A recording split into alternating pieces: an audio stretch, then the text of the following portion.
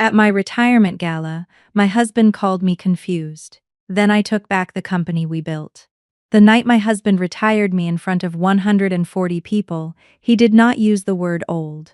Martin was too polished for that. He stood beneath the restored copper clock in Foundry Hall, one hand resting on the shoulder of the woman who had taken my office, and told our employees that I was stepping away because I had begun to struggle with names, numbers, and decisions. Then he asked everyone to be gentle with me. I heard the sympathy move through the room like a draft. Men whose first paychecks I had signed lowered their eyes.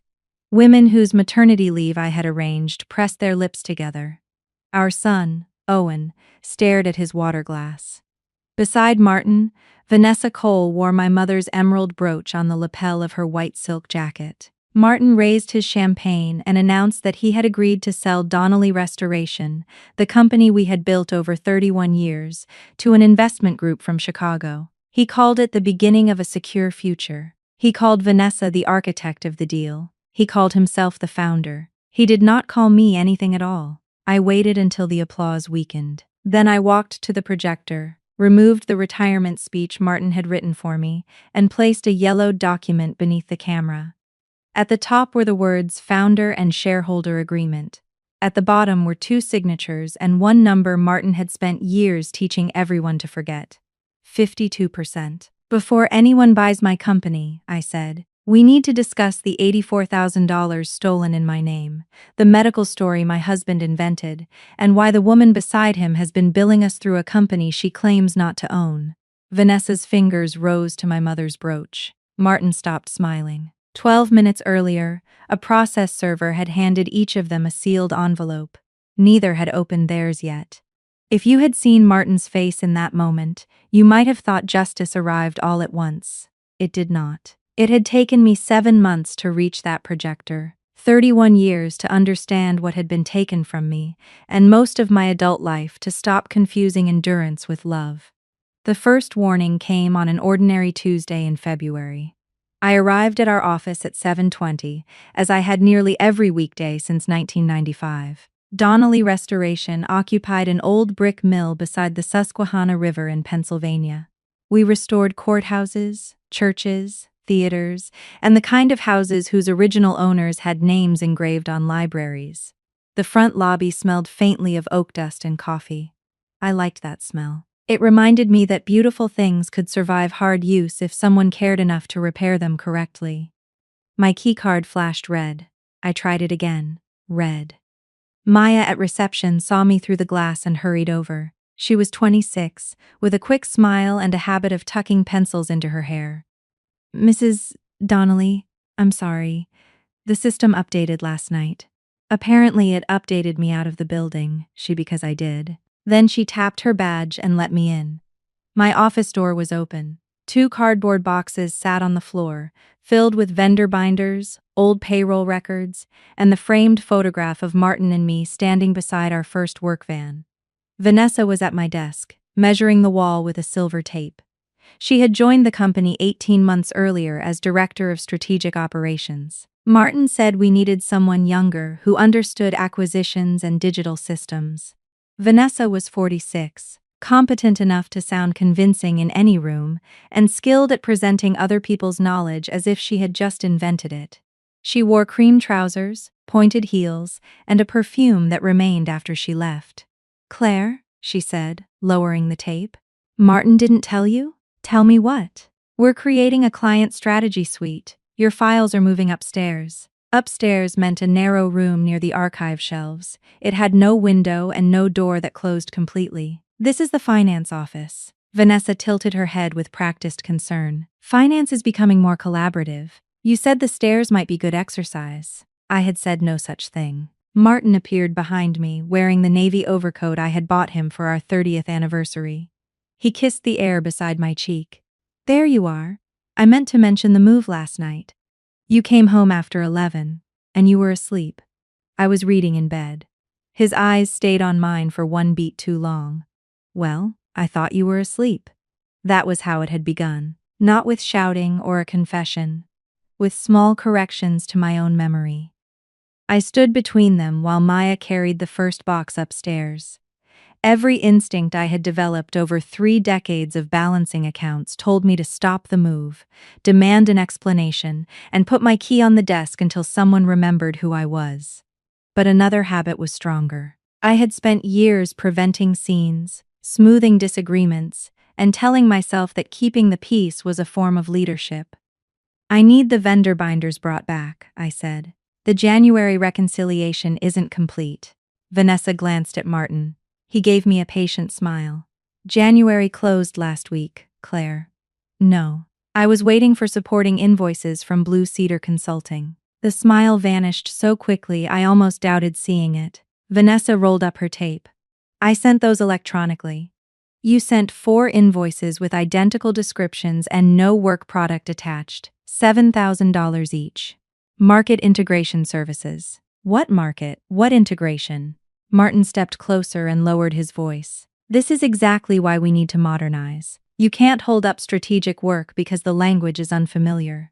I knew every contractor who had entered our books since the week Bill Clinton was president. I had spotted a payroll error that saved us from a 6-figure tax penalty. I had negotiated insurance after a warehouse fire and carried the company through 2 recessions without missing a paycheck. Yet I heard myself say, "Perhaps I missed the attachment." "You probably did," Vanessa replied. "The 4 invoices were gone when I logged in.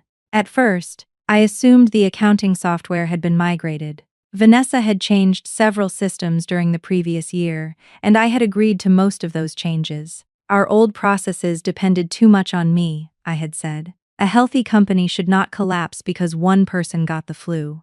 But the vendor summary still showed 4 payments to Blue Cedar, totaling $28,000. The note said, "Approved by C. Donnelly." I clicked the approval history. "Access denied."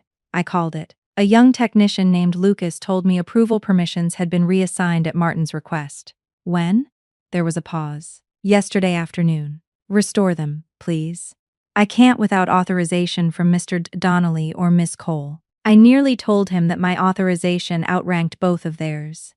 Instead, I thanked him, hung up, and stared at the photograph Maya had placed on the archive room desk. In the picture, Martin was 33 and handsome in a careless way, with sawdust in his hair and his arm around my waist. I was 30, holding a ring of keys and a 6-month-old Owen. Behind us stood a rusted Ford Econoline van with Donnelly Historic Repair painted unevenly on the side. People remembered Martin buying that van. They remembered him knocking on doors, climbing scaffolds, and charming preservation boards. They did not remember that the check had come from my mother's inheritance, or that the van title had been in my name because Martin's credit was ruined after the cabinet shop laid him off. They did not remember the folding table in our apartment where I sent invoices after putting Owen to sleep. They did not remember me teaching myself payroll taxes from library books, or calling customers while nursing a fever because we had $43 in checking. Martin became the story because he enjoyed telling it.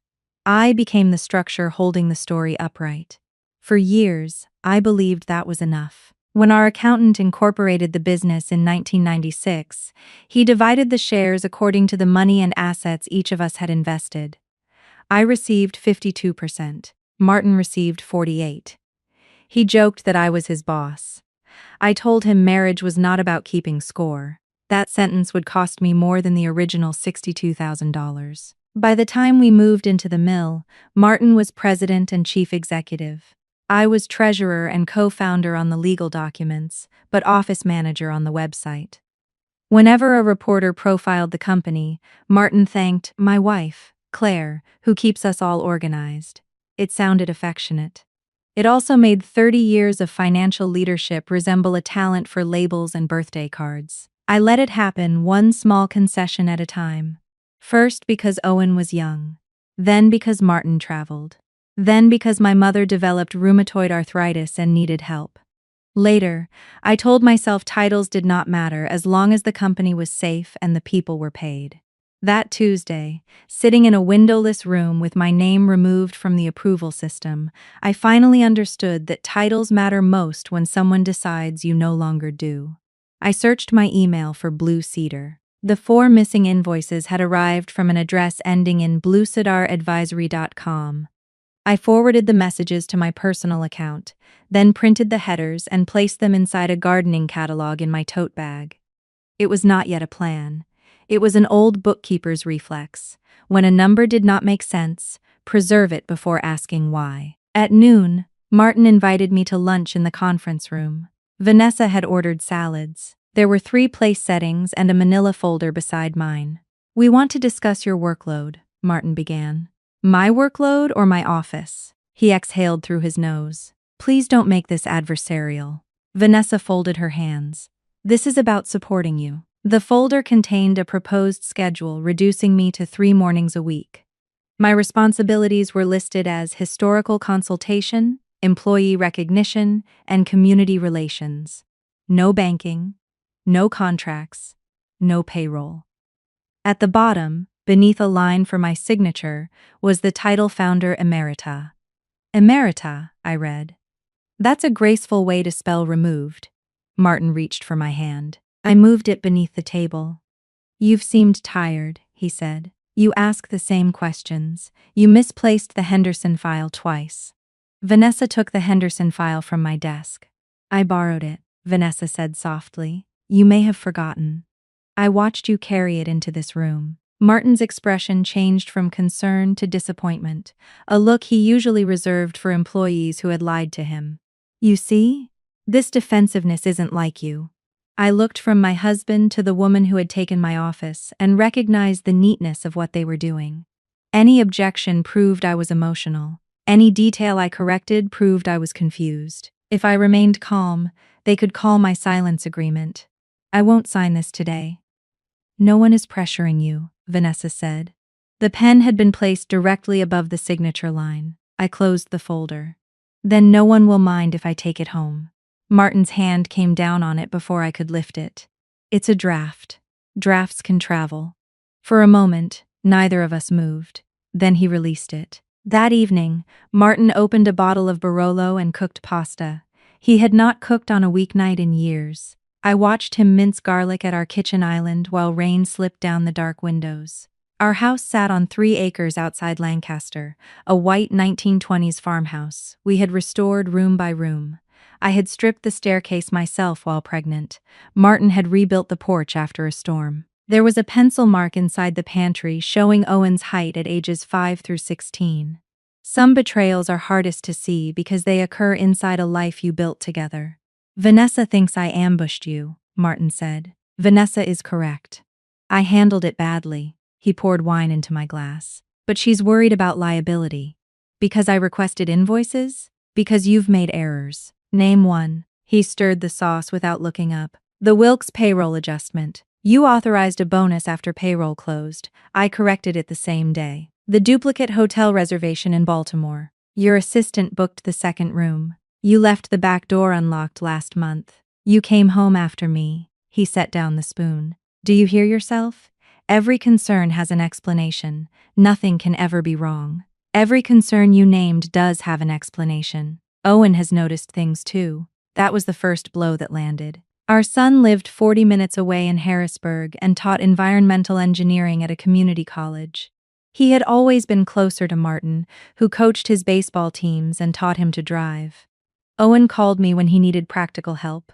Tax forms, a recipe, the name of the antibiotic that had caused a rash when he was 9. I had never resented that. Children often mistake the parent who creates stability for the stability itself. "What has Owen noticed?" Martin turned back to the stove. "He said you repeated a story at Christmas." I remembered that afternoon. Owen's girlfriend had asked how we found the mill. I told her about the auction. Later, Martin's cousin arrived and asked the same question.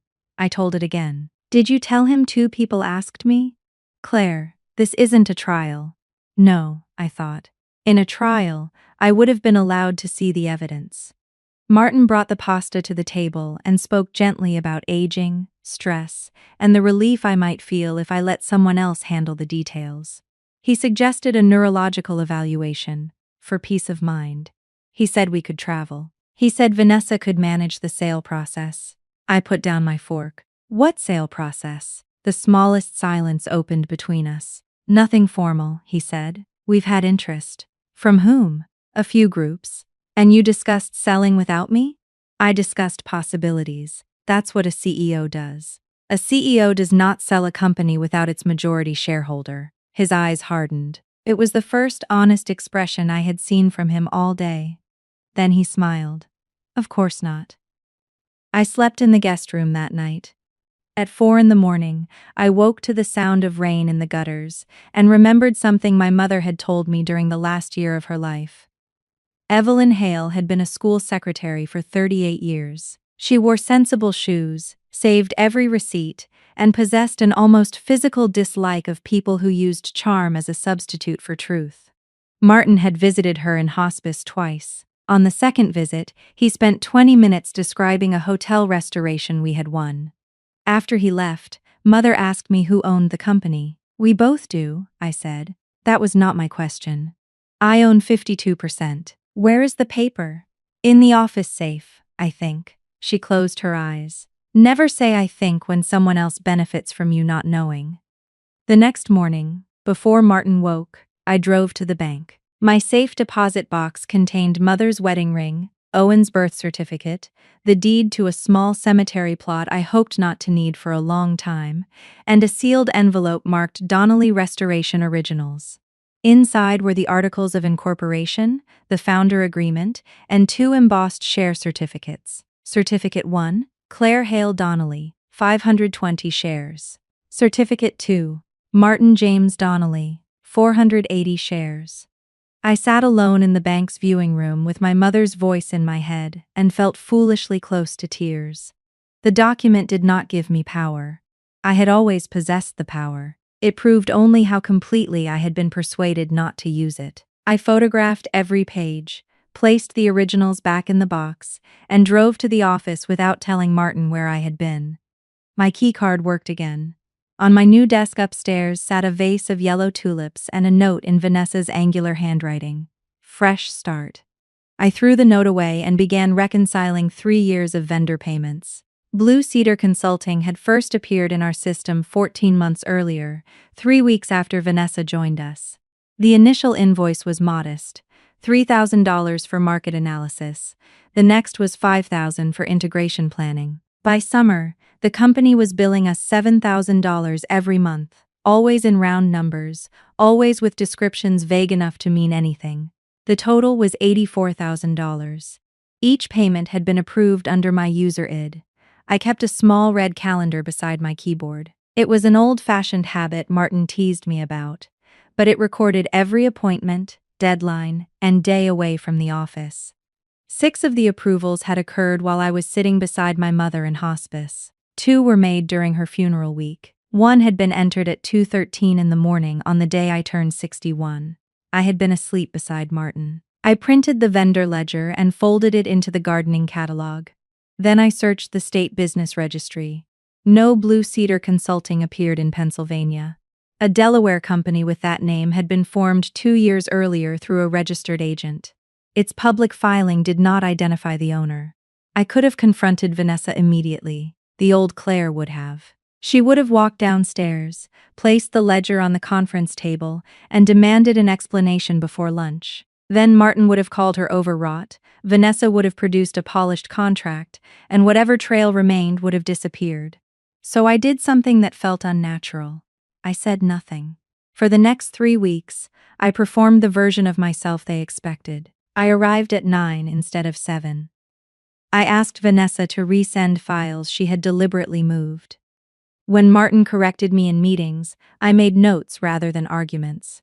I let them believe the windowless office had made me smaller.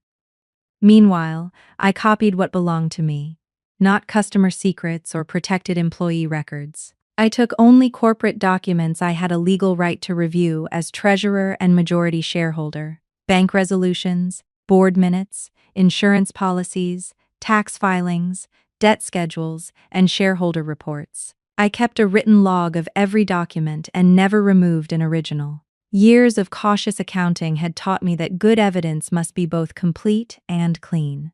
The first serious discovery was buried in meeting minutes dated September 14th, 2 years earlier. According to the document, I had attended a special shareholder meeting and agreed to redeem 300 of my shares for $1 each.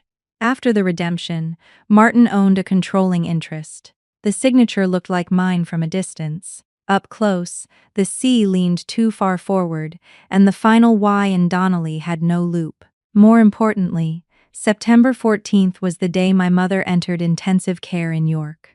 I had spent 14 hours at the hospital. My red calendar included the parking receipt number because I had submitted it to Mother's insurance advocate. No board meeting had occurred.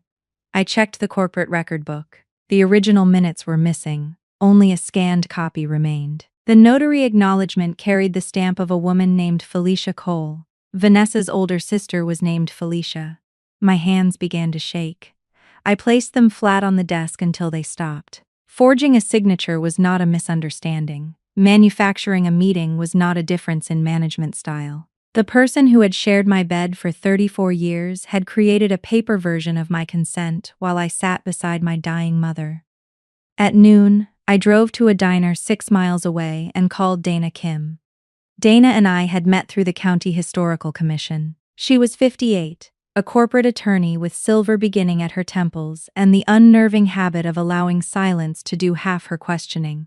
I told her I needed advice about a private business matter. She agreed to see me that evening. Her office occupied the second floor of a converted row house. I arrived with the gardening catalog under my arm and the proposed retirement agreement in my purse. Dana read for 20 minutes without interrupting. "Do you believe Martin is having an affair with Vanessa?" she asked at last. I had prepared myself for questions about shares, signatures, and bank accounts. That one opened a place in me. I had been carefully walking around. I don't know. That wasn't my question. I looked at the rain darkening the window. Yes. I had no photograph, hotel receipt, or message. I had the way he turned his phone face down. I had his new attention to cologne and the fact that Vanessa knew when our home furnace had been repaired. I had a restaurant charge for 2 in Philadelphia on a night he said he had eaten alone near the airport. Mostly, I had the unmistakable feeling of becoming an inconvenience inside my own marriage. Dana nodded once. "We won't use suspicion as evidence, but it helps us understand incentives." She tapped the forged minutes. "Do not tell either of them you found this. Do not sign anything. Do not access records by defeating a password or taking protected data. Continue doing your job. We will obtain certified corporate filings, preserve the electronic records, and arrange an independent forensic review. If I move too soon, he will say I'm unstable. He is going to say that regardless. Our son already believes him." Her expression softened. "Then your son will have to decide what he believes when facts cost him something." Before I left, she asked whether I had a personal physician who was not connected to Martin. I did. Dana suggested I schedule a full cognitive evaluation, not because she doubted me, but because Martin had placed capacity at the center of his strategy. "It may feel humiliating," she said. "Do it anyway. Shame is useful to people who need you to avoid the record." The evaluation took place over 2 mornings. I completed memory exercises, language tests, spatial puzzles, medical interviews, and blood work. I named animals beginning with the letter F. I repeated strings of numbers backward. I drew a clock, identified patterns, and explained the difference between a mistake and a lie. That final question was not part of the test. It was one I asked myself in the parking lot afterward. The neuropsychologist's report arrived 11 days later. It found no evidence of mild cognitive impairment or dementia. My memory, executive function, and numerical reasoning scored above average for my age. The only concern was elevated stress. I laughed when I read that. Then I cried so hard I had to sit on the bathroom floor. Relief was only part of it. For weeks, I had tested myself in secret.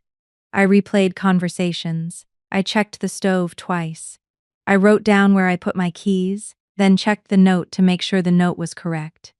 Martin had not merely lied to other people. He had made me stand outside my own mind and wonder whether I was safe to go back in. I placed the report in Dana's office safe and returned home. Martin was waiting in the kitchen with Owen. Our son stood when I entered. At 34, he had Martin's height and my habit of rubbing one thumb over the other when nervous. There were 3 mugs on the table, but no one had made tea. "Is this an intervention?" I asked. Owen flinched. Martin did not. "We need to talk as a family," my husband said. I hung my coat and sat across from them. "All right," Owen began. "Dad told me there are problems at work." "What kind of problems?" "Missing money. Approvals you don't remember making." There it was. The $84,000 had moved from a suspicious vendor account to an accusation against me.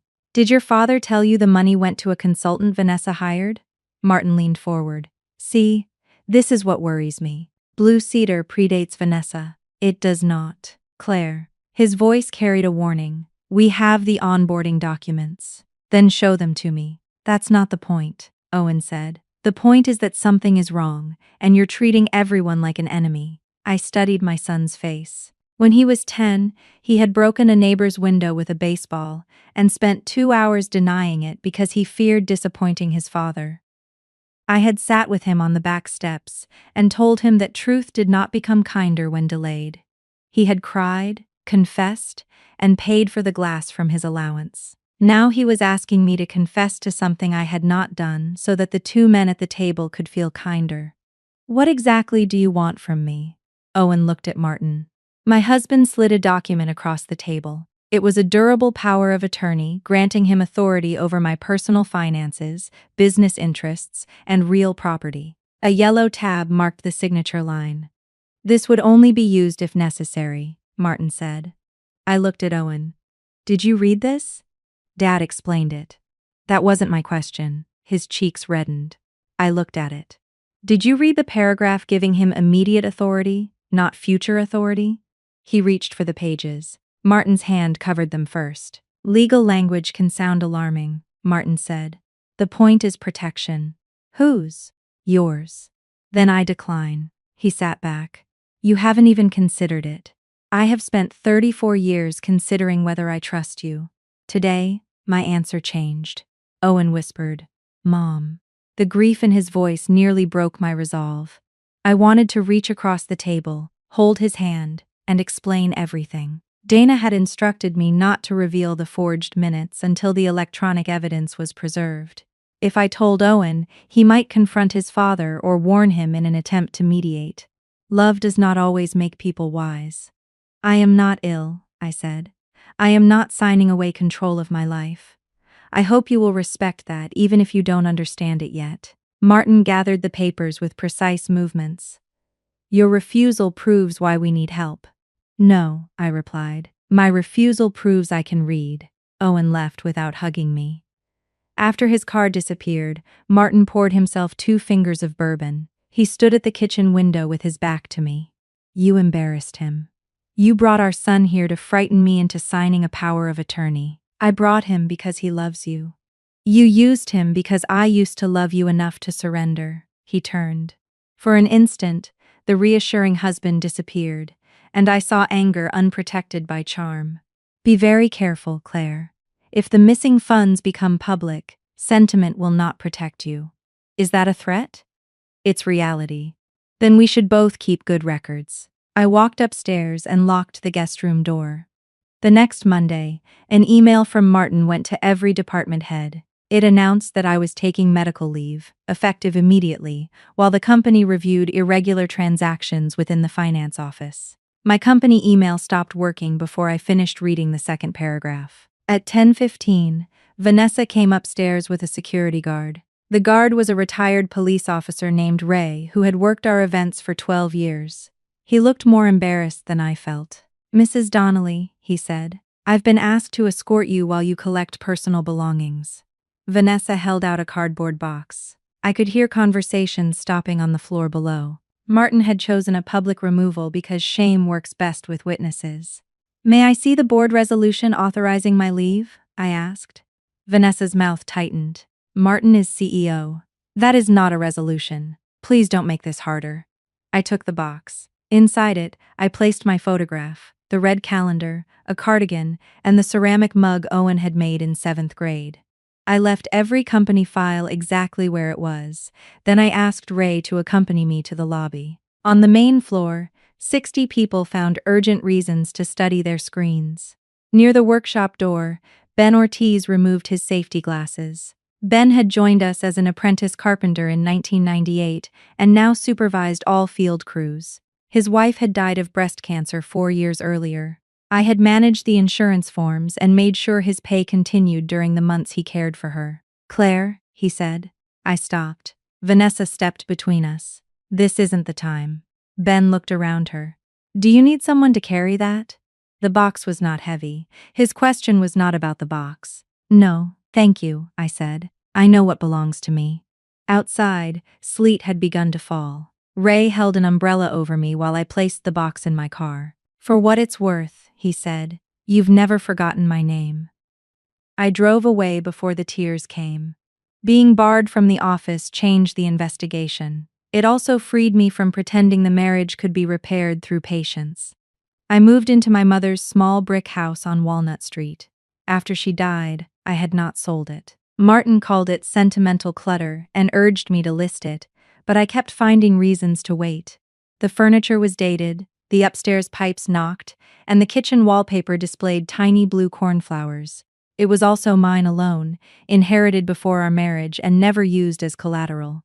For the first week, I woke before dawn expecting to hear Martin beside me.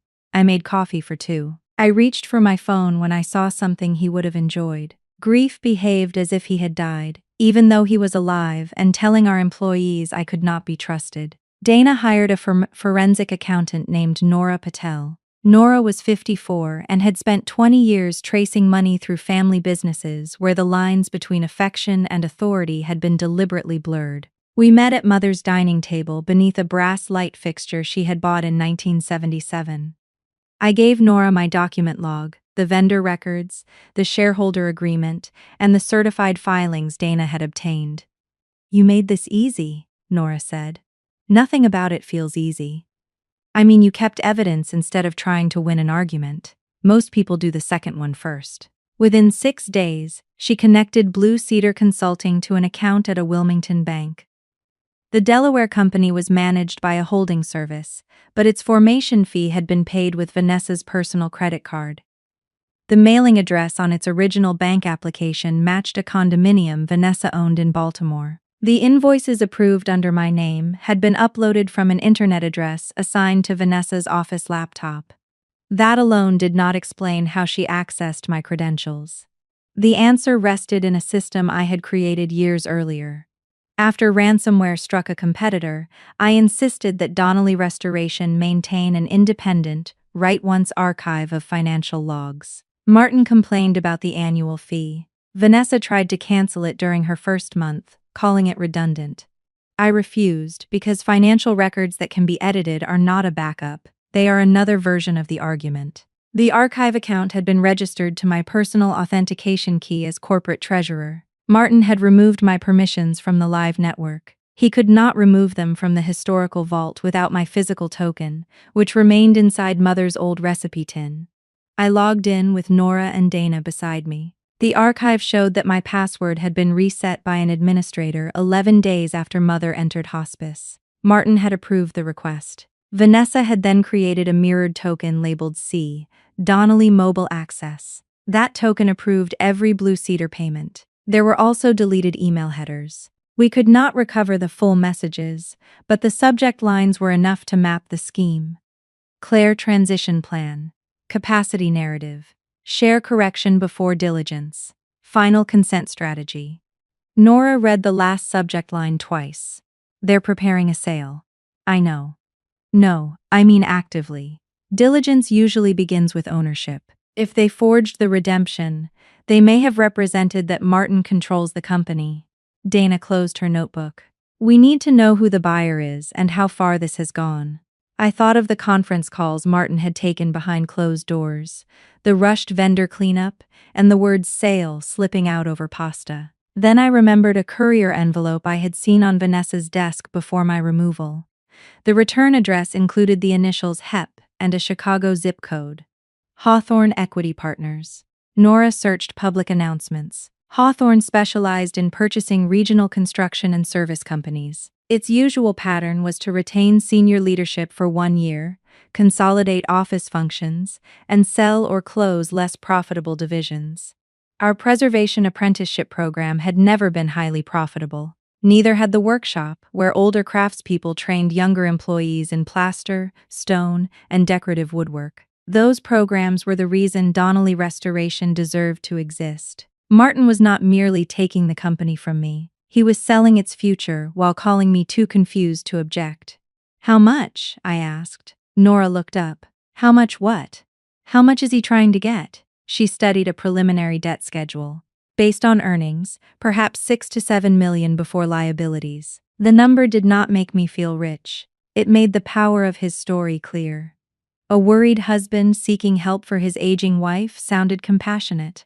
A minority shareholder forging control to take several $1 million sounded like fraud. Dana warned me that truth and proof were not the same thing. We had strong evidence, but we still needed certified server records, bank subpoenas, and a court order preventing a transfer. Filing too early could alert Martin before the case was ready. Waiting too long could allow him to close. For the next month, I lived inside that narrow space. I attended appointments. I answered affidavits. I reconstructed the company's original capitalization from checks more than 30 years old. I met with a technology expert who made a forensic image of the archive. I signed nothing I had not read twice. I also learned how quiet a life becomes when the people you spent years caring for accept a lie about you.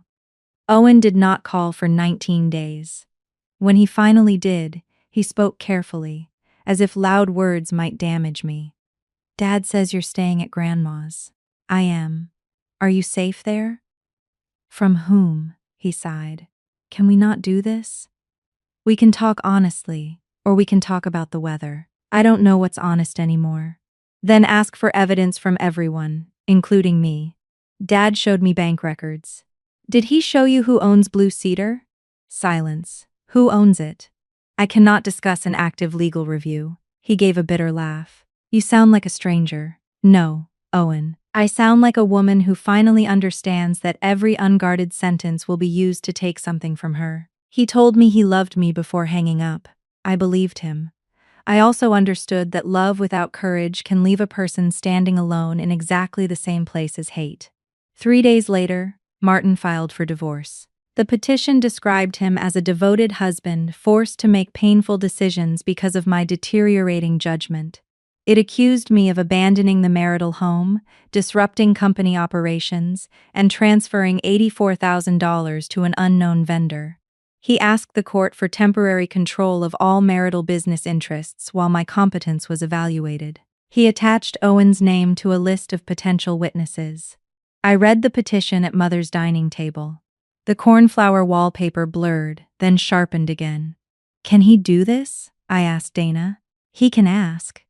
That isn't what I mean. Can he put our whole marriage into a document and turn every year I trusted him into evidence against me?" Dana took off her glasses. "He can tell a story. Our job is to make the record stronger than the story." Our response included my cognitive report, the original shareholder agreement, the forged redemption minutes, and a preliminary affidavit from Nora explaining the Blue Cedar transactions. Dana also requested an emergency order preserving company records and preventing any sale, new debt, or transfer of shares. Martin's attorney called the forged minutes a clerical reconstruction. He claimed I had agreed to the redemption but forgotten attending the meeting. He called Nora's findings speculative. As proof of my instability, he attached emails in which I had asked for documents more than once. The emails had been sent after Vanessa ignored the first request. When people wish to portray an older woman as confused, repetition becomes evidence only when she is the one repeating herself. No one counts how many times she had to ask before anyone listened. The judge scheduled a hearing for late May. Until then, Martin remained CO, but he was ordered not to close a sale or destroy records. I was granted access to monthly financial statements through counsel. It was less protection than I wanted, and more than Martin expected. 2 days after the order, he moved $310,000 from our joint investment account into an account held solely in his name. The transfer appeared on a statement Nora was already monitoring. Dana filed a supplemental motion within hours. The money was frozen before Martin could move it again. That was the moment I stopped hoping shame might bring him back to himself. A man worried about his wife's health does not hide the family savings. A man preparing to steal does. He called me that night. Your lawyer is turning this into a war. My lawyer didn't transfer the money. I was protecting liquidity. By putting it where only you could reach it? You don't understand the pressure I'm under. His voice broke on the last word, and for one dangerous second I felt sorry for him. I knew the sound of his fear. I had heard it when the company nearly failed in 2009, when his father died, and when a scaffolding accident sent an employee to surgery. Every time, I had stepped closer. This time, I let the silence remain between us. Claire, he said more gently, we can still resolve this privately. You sign the retirement agreement and confirm the share redemption. I will guarantee you $250,000, the Walnut Street house, and health coverage for life. You are offering me my own house, insurance the company already owes me, and less than 4% of a business I control. Control? He laughed without humor. You haven't led that company in years.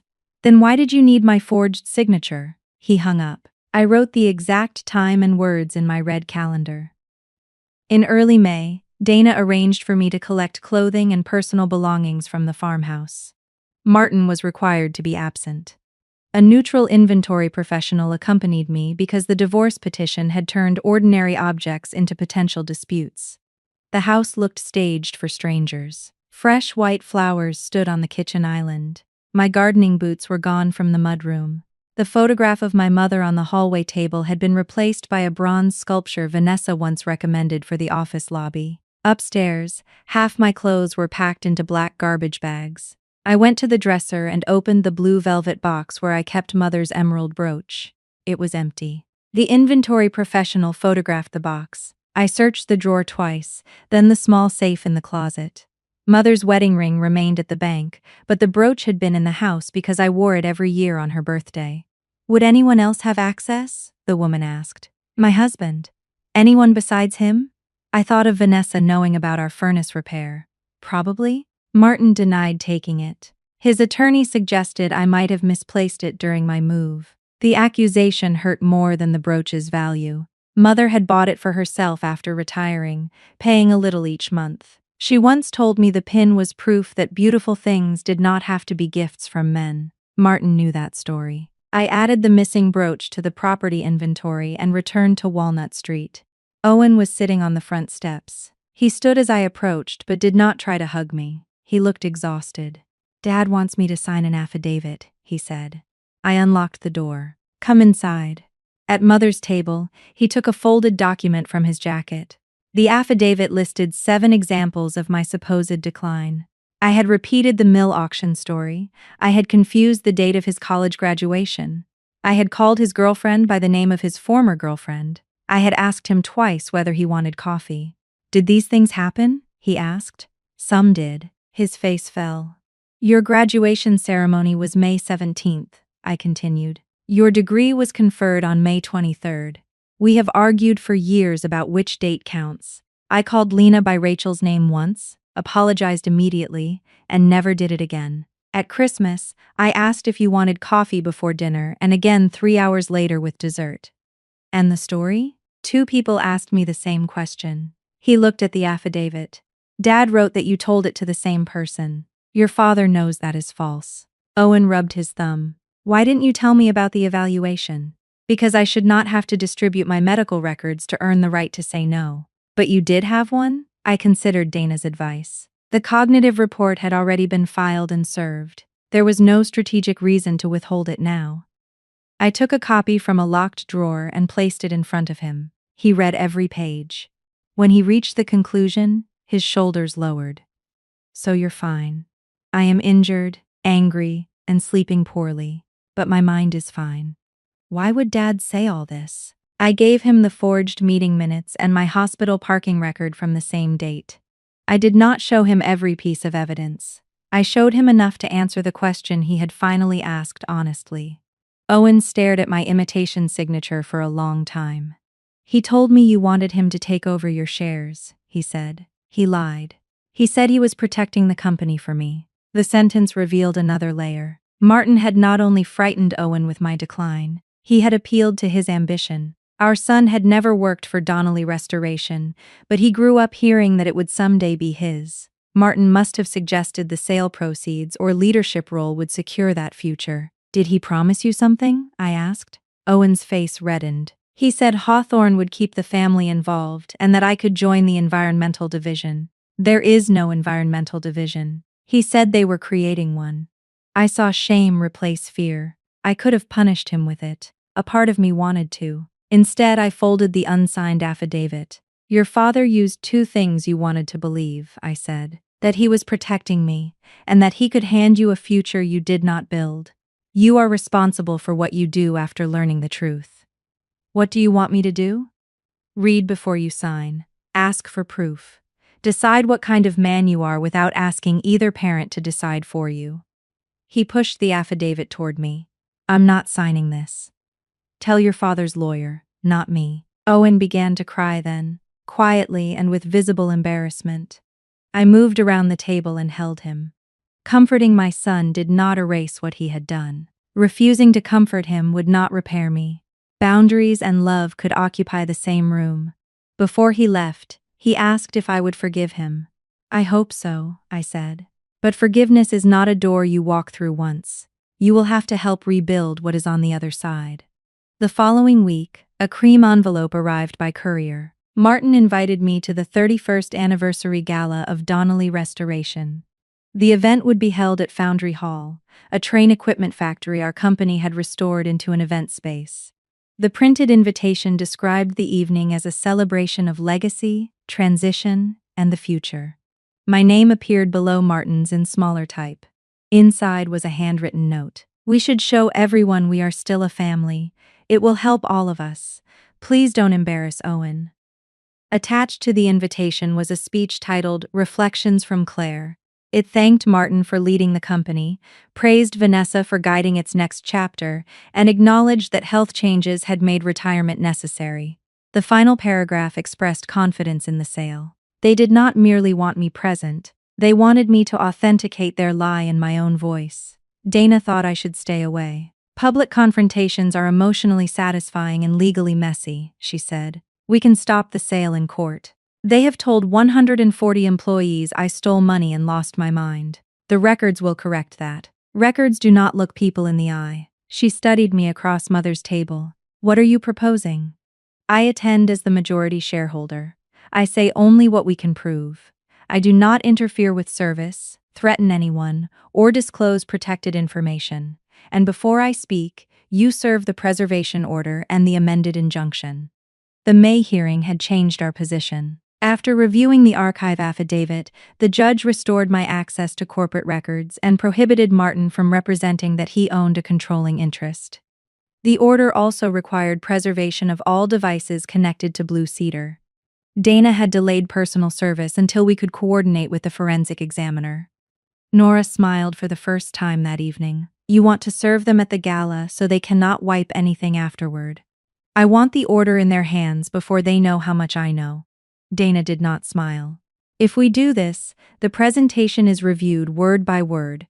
No accusations beyond the findings. No improvising because Martin provokes you. Agreed. And security knows you are an invited owner, not a trespasser. Agreed. Then we build a record people can look in the eye. For 11 days, we prepared.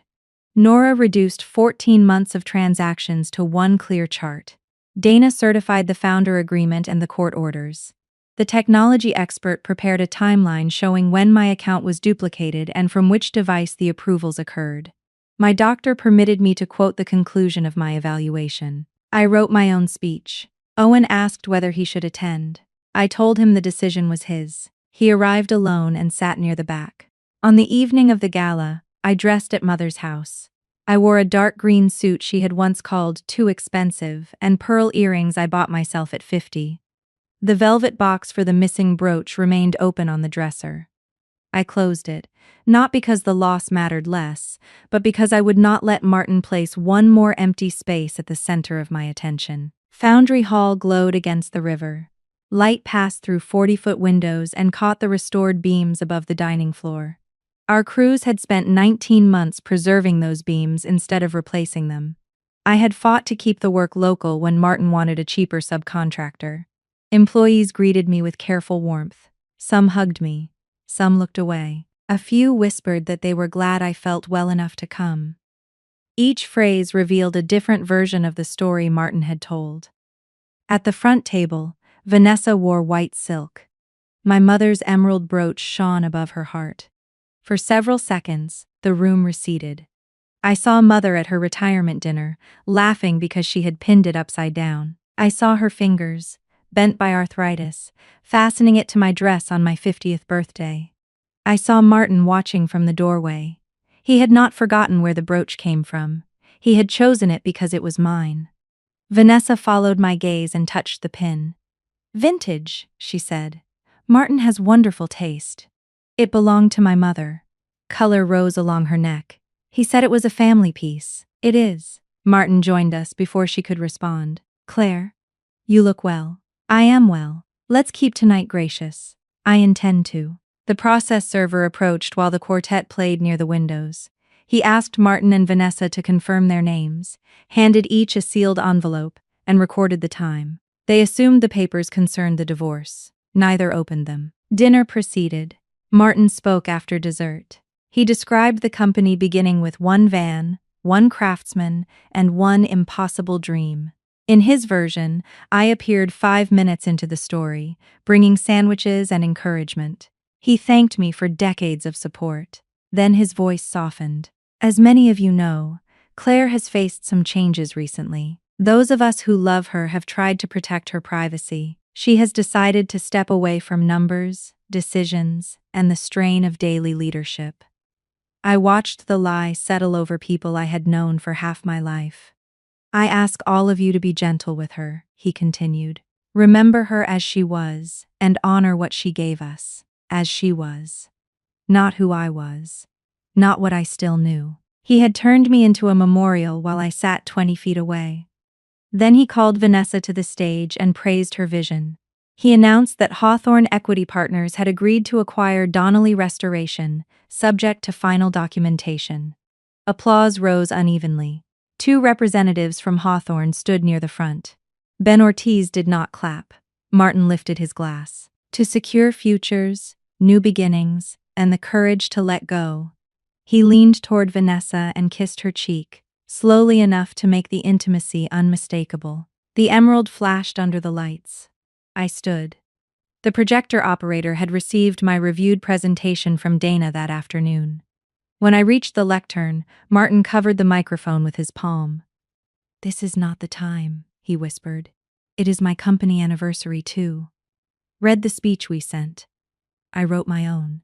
His fingers tightened on the microphone. Across the room, Dana opened her folder. Martin saw her and released it. I faced the people who had watched me carry a cardboard box into the sleet. "Martin asked you to remember me as I was," I began. "That is difficult, because many of you were never told who I was." The first slide showed the original van, the folding table from our apartment, and a canceled check for $62,000 from my inherited account. 31 years ago, Martin contributed his skill, his labor, and $8,000 in tools. I contributed my labor, our operating systems, and the money that bought our first van, paid our insurance, and covered payroll until the company could support itself. That is why the founder agreement gave me 52% of Donnelly Restoration. The yellowed agreement appeared beneath the document camera. Martin stepped toward me. "Claire, you redeemed those shares." That is what a document dated September 14th claims. The next slide displayed the meeting minutes beside a hospital parking receipt and a time-stamped photograph of me holding Mother's hand in intensive care. On that date, I did not attend a shareholder meeting. I was in York Hospital for 14 hours. The notary who supposedly watched me sign is Vanessa Cole's sister. A murmur moved through the hall. Vanessa opened her envelope. The color left her face as she read the preservation order. Martin raised both hands. "This is a family dispute. Claire has been under tremendous strain." "That is true," I said. "So I completed an independent neuropsychological evaluation." The conclusion appeared on screen. "No evidence of cognitive impairment?" executive and numerical functions above expected range. I did not display private details. I did not need to. I repeated a story at Christmas because 2 people asked me the same question. I requested invoices multiple times because those requests were ignored. I am not ashamed of aging. I am ashamed that ordinary signs of being human were edited into a diagnosis by people who needed my signature more than they needed my consent. Several women in the room began to clap. The sound lasted only a few seconds, but it changed the air. I advanced to the blue cedar chart. $84,000 was transferred to this vendor under my username. I did not approve those payments. The archived access log shows that my credentials were reset while I was caring for my mother. A duplicate token was created from Vanessa's office device with authorization from Martin's administrative account. Vanessa stood. That is a lie. The court order in your hand requires you to surrender the devices so an independent examiner can determine that. She looked at Martin. He did not look back. The Hawthorne representatives were speaking urgently with their attorney. Dana walked to their table and handed over a certified copy of the injunction. Their attorney read the first page, then rose. Mr. Donnelly, he said, our materials represented that you held 78% of voting shares. Every face turned toward Martin. He stared at me as if I had betrayed him by surviving his plan. She agreed, he said. She may not remember the meeting, but she agreed. Owen stood at the back of the hall. I remember that day, he said. His voice shook, but it carried. Mom was at the hospital. I brought her dinner. Martin's jaw tightened. Sit down, son. Did you forge her name? You don't understand business. Then explain it. Martin looked around the room for an ally and found only witnesses. I returned to the microphone. The sale cannot proceed without my approval. I do not approve it. The apprenticeship program will not be closed, the workshop will not be stripped for short-term profit, and no employee will lose a job because 2 executives tried to convert my silence into ownership. Ben rose first, then Maya. Then people stood from tables across the hall. I did not feel triumphant. I felt steady. Vanessa came toward the stage, fury overcoming caution. You think a certificate makes you a leader? You hid upstairs with paper while Martin built everything people can see. My gaze fell to the emerald brooch. Paper paid every person in this room, I said. Paper insured the scaffolds, purchased the buildings, recorded the ownership, and now preserves the truth. Also, the brooch on your jacket was reported missing from my dresser 3 weeks ago. You should give it to Dana before you leave. Vanessa's hand flew to the pin. 140 people watched her remove it. She placed it on the white tablecloth beside my water glass. Martin opened his envelope at last. The first page informed him that the court had restored my access to corporate governance records and barred him from representing himself as controlling shareholder. The second required preservation of his phone, laptop, and cloud accounts. Attached was confirmation that the notice of a special shareholder meeting, already delivered through his attorney, remained valid under the bylaws he had assumed I no longer remembered.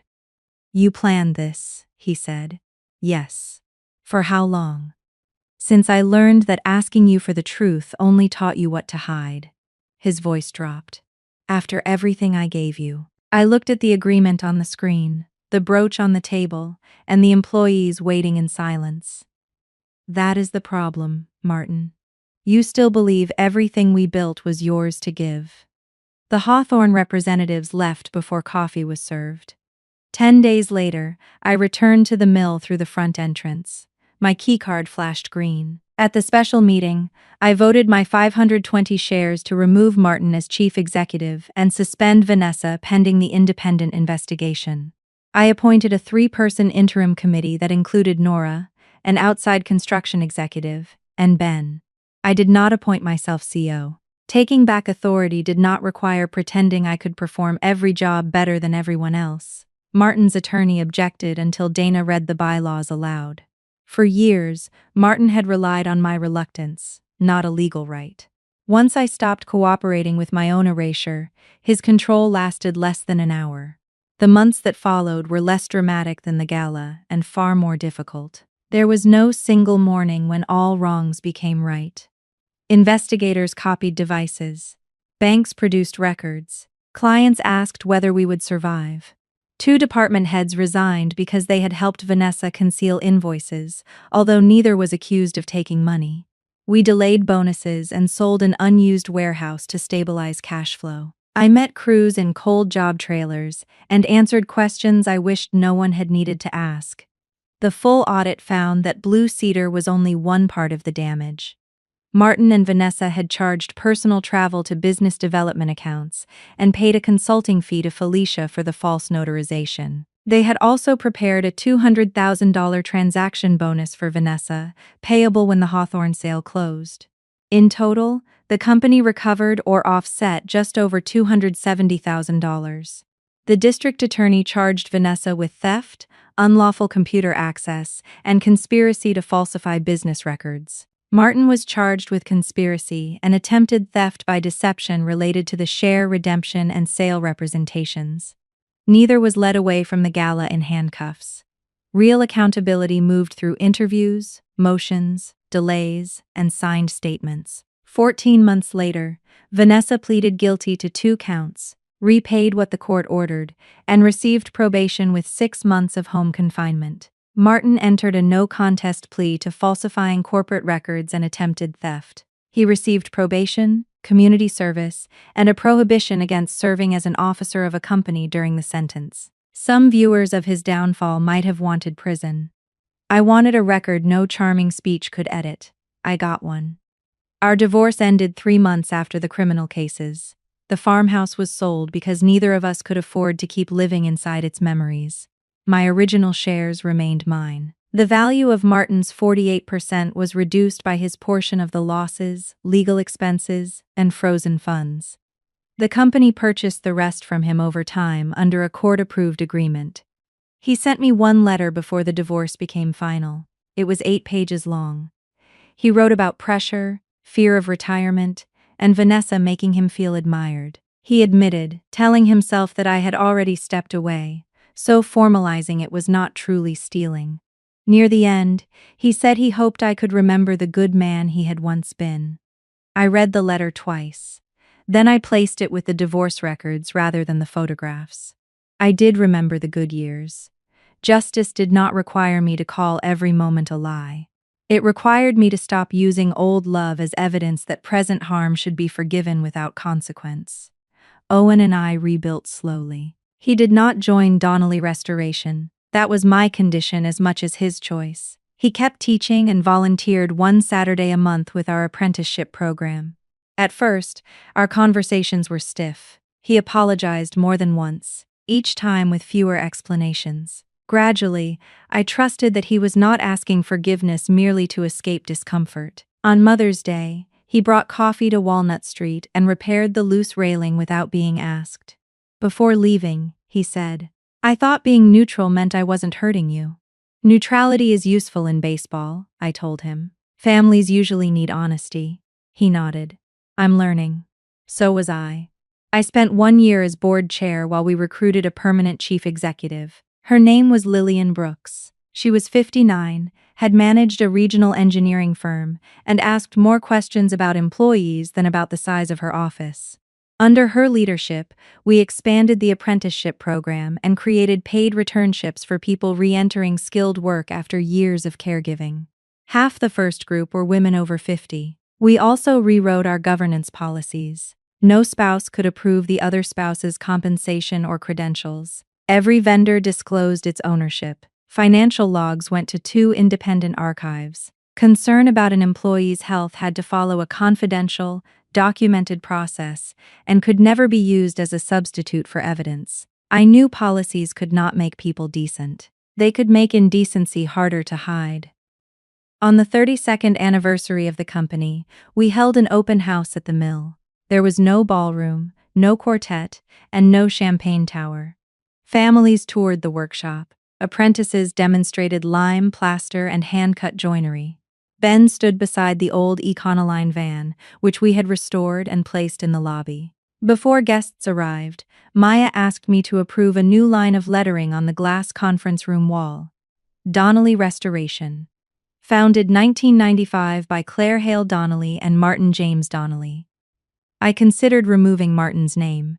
He had tried to remove mine. Mirroring his act would not make the record more truthful. Leave both, I said. History should be accurate, even when it is complicated. Beneath the company name, another glass panel marked my office. Claire Donnelly, co-founder and board chair. For the open house, I wore my mother's emerald brooch on the green suit from the gala. The clasp had been bent, probably when Vanessa removed it under all those watching eyes. A jeweler repaired it, leaving a faint mark on the back. Beautiful things can survive hard use if someone cares enough to repair them correctly. That did not mean they returned unchanged.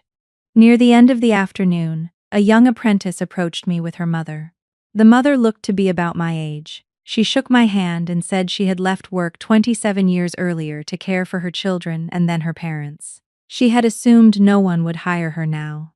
"Your program remembered women like me," she said. The word remembered caught in my chest.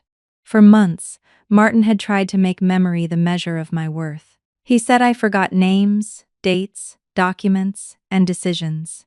What he feared was not that I would forget. He feared that I would remember precisely. The check that began the company, the shares placed in my name, the system I built, the questions he would not answer, and the woman I had been before keeping peace became my full-time occupation. After the last family left, I stood alone in the lobby. Evening light crossed the brick floor. The old van reflected in the glass bearing my name. I touched the brooch and thought of Mother asking, "Where is the paper?" The paper was safe. The company was safe. More importantly, I no longer needed a document, a doctor, a husband, or an audience to tell me that my own mind belonged to me. Maya called from reception. "Mrs. Donnelly, are you ready to lock up?" I looked once more at my name on the glass. "Yes," I said. "I know exactly what I'm taking with me."